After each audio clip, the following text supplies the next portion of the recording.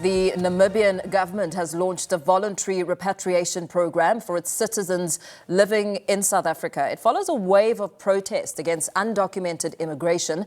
Authorities in Windhoek say they're expecting about 1,000 people to return to the neighboring country. The Namibian Ministry of Urban and Rural Development says regional councils and local authorities have been instructed to identify temporary reception sites, such as community halls, to accommodate refugees. Windhoek says their diplomatic mission in Pretoria is in touch with Namibians. Our people in most countries where they are organized. They are in touch with one another. They are all in touch with our High Commission. They know that our people in most countries where they are organized. They are in touch with one another. They are all in touch with our High Commission. They know the telephone numbers that they need to contact should they be in danger. The people who have registered so far, I think, are over 100.